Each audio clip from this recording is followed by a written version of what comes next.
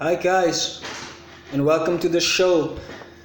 Today we're going to look at this man in the picture, Pierre-Emerick Aubameyang, who had a great game against Leeds last night, getting back into the goals, scoring a great hat-trick, one penalty, one diving header, and obviously a typical Pierre-Emerick Aubameyang finish. I think that Arsenal were on top of the game last night. I think that Leeds didn't come prepared to the Emirates. I think they thought that they could have the upper hand against Arsenal, and that didn't plan out the way that they thought it did. So first off, Arsenal scored 4 goals within the first half. They scored 3 goals with Pierre-Emerick Aubameyang at the heart of that, and then in the second half they also scored 1.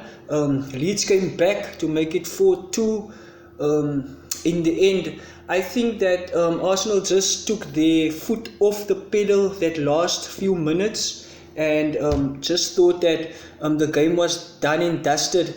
I'm just very happy for this man, Pierre-Emerick Aubameyang, who had issues with his family, with his mother, and you could hear after the match, the interview I had with one of the reporters, he was very emotional, saying that Arsenal and Arteta and the club were very great with him during this time of need. And I just think that with that being said, Pierre Aubameyang really deserved his goals against Leeds. Leeds were poor in defence. Leeds didn't offer that much going forward in the first half. I just think that Bielsa's men is getting tired to the end of the season.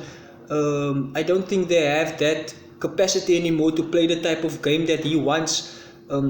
Arteta also took a gamble with putting on Martin Odegaard in the middle of the field, giving effectively his first starting debut with Emile Smith-Rowe on the left-hand side. But the one guy I want to praise out for some praise is Bukayo Saka. The man really had a great game, being influential in all the things that went good for Arsenal. Bukayo Saka is fast becoming one of the greatest young players that Arsenal has ever produced. With that being said, I think VAR really took their toll, and VAR was a bit unlucky with Saka, because I think that the first one was more of a penalty than the second one, because the defender came right across Saka and he tripped him, and that is a straight penalty. So I don't know what VAR is busy with. You can leave in the comments what you think about VAR, because I know VAR is very controversial and is having a lot of effects on the game, and is giving awarding wrong decisions to the wrong people. So Arsenal bounced back. They went up the table with another spot, so they're in 10th position now with an upward trajectory. I just hope that this game against Leeds really helped them, because while the upcoming fixtures is really tough, they go away on the 18th to Benfica, where they need to play in the Europa League. Then they come back to City on the weekend, and then the weekend after that is Leicester City. So a real tough run of fixtures coming up for Arteta and his men. So I just hope that Arsenal can do something with this, and Arsenal can go on to win more matches. So great hat-trick for the guy. Odegaard also had some influential touches. He wasn't that great though. And then the one thing that I would criticize for Arteta is when Willian came on. What the hell is Willian doing on the field? Willian does not belong there. Why did they not put on Gabriel Martinelli? Because he also needs minutes. I don't know what the nuances is behind that, why Martinelli is not getting game time, but Willian is definitely not the option. They went and sold Willock and Maitland-Niles, and then they bring on a guy like Willian. Bad Arteta. With that being said, we look forward to the next game against Benfica.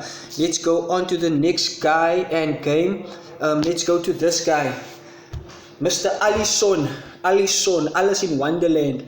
That is really becoming a statement now that is true. Alice in Wonderland, because this guy has had some big bloopers over the past few weeks, which has cost Liverpool games, which has cost Liverpool points against Leicester. He also had one of these blunders, which I don't think is good for a keeper of his stature. He's the Brazilian #1, but he has Alisson blowing in his neck, so that won't go down good with the Brazilian Federation in terms of his performances. Yeah, we can say that he was brilliant last year for Liverpool, saving penalties for them. He was a big player last year in the Champions League and also in the run for the World Cup, for the World Club Cup competitions. And overall, he was a great performer last season. But this being said, that was with Virgil van Dijk.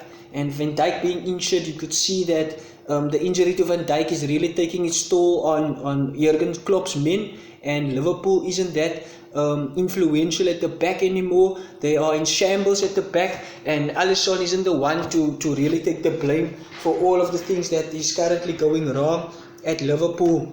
Although I think they are just trying to make Alisson the scapegoat. Liverpool should have spent money now in this January transfer window to bring in some experienced player, even if it's only on a loan. Instead, they brought in this guy Kozak, I don't know what his name is. He looks to be a player for the future, but right now that isn't what Liverpool needed. They needed a guy to step in and take control of the ship, because the ship is slowly starting to sink, and it's sinking deeper and deeper and deeper, and that's why Alisson is under real pressure to perform now with the next upcoming games, because I just feel that he should be dropped from the Liverpool squad just to take him out of the limelight for this time, because why, there's a lot of eyes on him, and with him not performing on the standard that he should perform, it might hinder his chances to becoming or staying the Brazilian #1.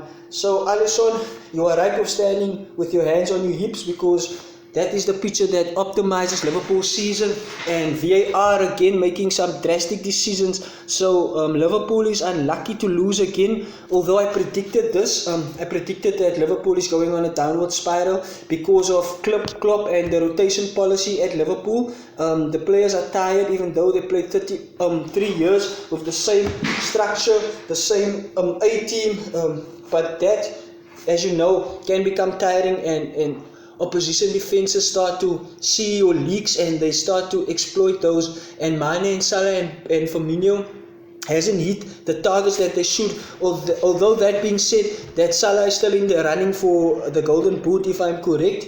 He's on top of the charts right now with 17 goals, which is not bad in a season that they had. So let's not take away that Liverpool still has the threat of scoring lots and lots of goals.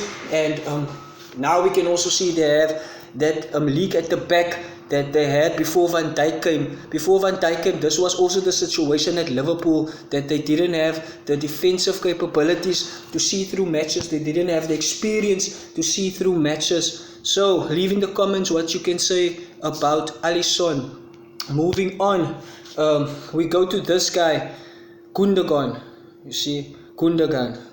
Ilkay Gundogan, the German who has all of a sudden stepped up for Manchester City, scoring 12 goals in 11 appearances, and with that a couple of assists also thrown into that, which is not bad for the German international, who's had some problems at City with injury plagues and those sorts of stuff. But since coming back to form, he's really been brilliant. Seeing that first goal that he took with the touch, obviously let's not take away anything from Alisson. That was just a brilliant pass from the goalkeeper over the heads, beating the high press of Tottenham, and Ilkay Gundogan got into the back with his right foot, touched it behind the defender, who was laying face flat on the floor, and then he just stuck it away with his left foot, more like a pass than a strike, which shows you that the player is in high spirits, the player is in high confidence, and this player will certainly, if he goes on like this, he will certainly be one of the best players for City this season, with the likes of Sergio Aguero and the likes of the regulars not featuring because of injury. I think that Gundogan, after his injury layout and stuff like that, he really worked hard to get back into the starting 11, because Bernardo Silva and there's a lot of guys in that midfield that is there that just wants to